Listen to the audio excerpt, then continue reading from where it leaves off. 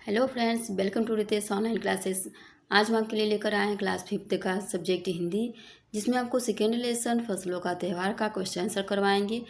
तो फसलों का त्यौहार को हम आपको पहले ही वीडियो में अच्छे से एक्सप्लेन करके बता दिया है। तो अगर आप लोग उस वीडियो को न देखे हो तो वीडियो को अच्छे से देख लीजिए और चैप्टर को अच्छे से समझ लीजिए। ठीक है, तो चलिए हम सेकेंड लेसन फसलों का त्यौहार का आज क्वेश्चन आंसर करते हैं। तो स्टार्ट करते हैं। मौसम का अंदाज। प्रश्न 1 है, खिचड़ी में ऐसन जाड़ा हम पहले कब्बो न देखनी। यहाँ तुम खिचड़ी से क्या मतलब निकाल रही हो? उत्तर में है, यहाँ खिचड़ी से मतलब मकर संक्रांति से है। प्रश्न 2 है, क्या कभी ऐसा हो सकता है कि सूरज बिल्कुल ही न निकले? अगर ऐसा हो तो अपने साथियों के साथ बातचीत करके लिखो। उत्तर है, अगर सूरज न निकले तो चारों ओर अंधेरा रहेगा और ठंड भी अधिक होगी। प्रश्न 3 है, बाहर देखने से समय का अंदाज़ा क्यों नहीं हो पा रहा था? जिनके पास घड़ी नहीं होती वे समय का अनुमान किस तरह से लगाते हैं? उत्तर में है, बाहर सूरज नहीं निकला था, इसलिए समय का अंदाज़ा नहीं हो पा रहा था। जिसके पास घड़ी नहीं होती वे समय का अनुमान सूरज को देख कर लगाते हैं। तो पहले क्या था कि घड़ी मोबाइल होता नहीं था, तो पहले के लोग जब सूर्य निकलता था तो उसी से अनुमान लगाते थे कि समय क्या हुआ है। आज भी कुछ लोग जो हुए पहले के हैं वो सूरज को देखकर ही अनुमान लगाते हैं कि समय क्या हुआ होगा। तो आगे है, तुम्हारी जुबान। प्रश्न है, आज ई लोग के उठे कि नहीं के काम। ठीक है, तो फसलों के त्यौहार में उसमें बड़े लोग जो बोले हैं कि आज उठे कि नहीं के का, तो इसमें दिया है कि आप अपनी जुबान में बताइए क्या होगा। तो उत्तर है, आज ये लोग क्या उठेंगे नहीं। ख है, जा भाग के देख केरा के पत्ता आइल की ना। यहाँ पे थोड़ा सा मिस्टेक हो गया है, तो उसमें था कि जा भाग के देख केरा के पत्ता आइल की ना। तो इन वाक्यों को अपने घर की भाषा में लिखो। उत्तर है, जा भाग कर देख केले के पत्ते आए या नहीं। ठीक है, भारत तेरे रंग अनेक। प्रश्न 1 है, विविधता हमारे देश की पहचान है। फसलों का त्यौहार हमारे देश के विविध रंग रूपों का एक उदाहरण है। नीचे विविधता के कुछ और उदाहरण दिए गए हैं। 5-5 बच्चों का समूह एक एक उदाहरण लें और उस पर जानकारी इकट्ठी करें। जानकारी चित्र, फोटोग्राफ, कहानी, कविता, सूचना पारक सामग्री के रूप में हो सकती है। हर समूह इस जानकारी को कक्षा में प्रस्तुत करें। भाषा, कपड़े, नया वर्ष, भोजन, लोक कला, लोक संगीत। ठीक है, तो उत्तर में है, भाषा। भारत में हर जगह पर विभिन्न भाषाएं बोली जाती हैं, लेकिन राष्ट्रभाषा के रूप में सारे भारत में हिंदी का ही प्रयोग होता है। तो भारत में क्या है कि हर जगह पे अलग अलग भाषाएं बोली जाती हैं। ठीक है, तो और लेकिन जो भारत में है कि राष्ट्रभाषा क्या है, वो हिंदी ही हर जगह प्रयोग की जाती है। ठीक है, तो आप लोग भी कमेंट में बताइएगा कि आप लोग की तरफ कौन सी भाषा बोली जाती है। कपड़े हैं, भारत के विभिन्न प्रांतों में अलग अलग तरह के कपड़े पहने जाते हैं। तो यहाँ पे कपड़े भी अलग अलग तरीके के पहने जाते हैं। कहीं पे साड़ी पहना जाता है, तो कहीं पे सिर्फ सलवार कमीज पहने जाते हैं, तो कहीं पे घाघरा पहने जाते हैं। तो अलग अलग तरह के कपड़े भी पहने जाते हैं। फिर क्या है, नया वर्ष। भारत के अलग अलग राज्य में नया वर्ष विभिन्न तरह से मनाया जाता है। भोजन है, देश के अलग अलग राज्य में विभिन्न तरह के भोजन मिलते हैं। तो अलग अलग राज्य में विभिन्न तरह के भोजन भी मिलते हैं। कहीं पे मक्के की रोटी और सरसों की साग पसंद है, तो कहीं पे दाल चावल पसंद है, तो कहीं पे कुछ भी पसंद है। तो अलग अलग तरह के भोजन भी मिलते हैं। लोक कला, भारत को अलग अलग राज्य में विभिन्न कलाएं विद्यमान हैं जो भारत की संस्कृति को बनाए हुए हैं।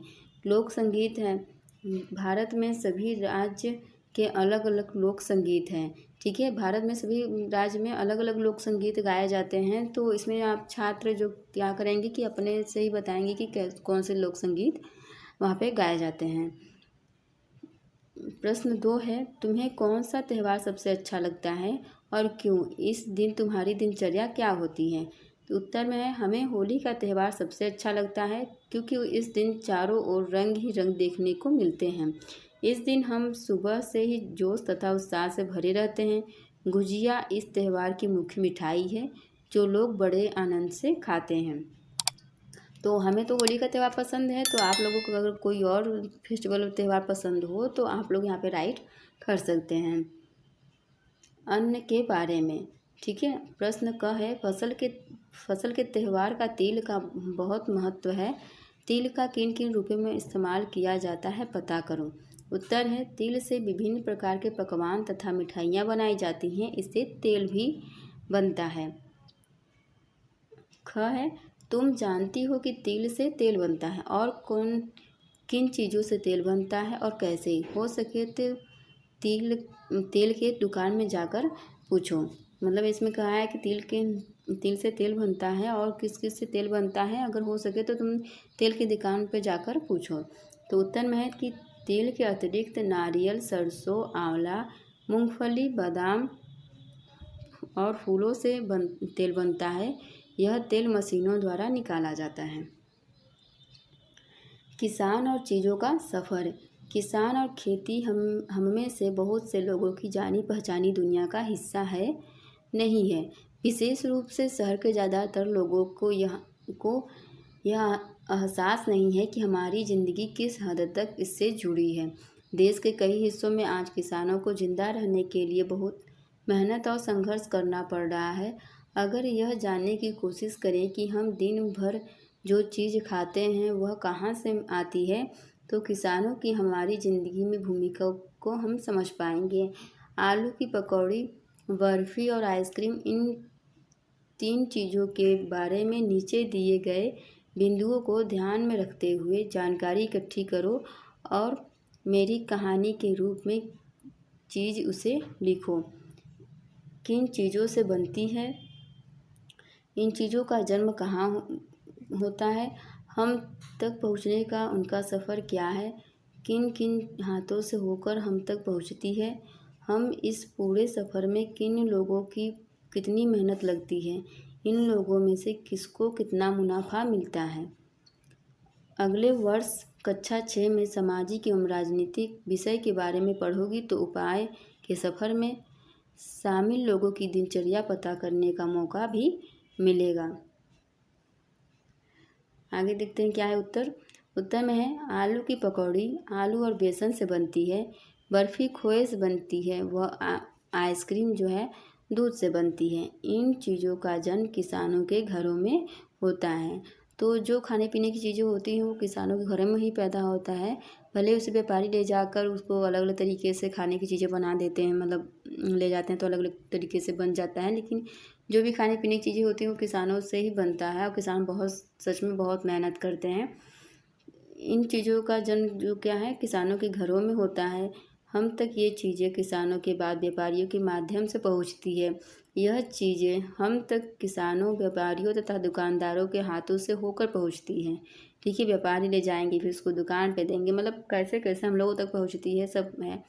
इस पूरे कार्य में किसान तथा व्यापारियों की बहुत मेहनत लगती है। इन लोग में से किसानों को कम तथा व्यापारी को उनसे कुछ ज़्यादा मुनाफा मिलता है। खास पकवान। प्रश्न 1 है, गया शहर तिलकुट के लिए भी प्रसिद्ध है।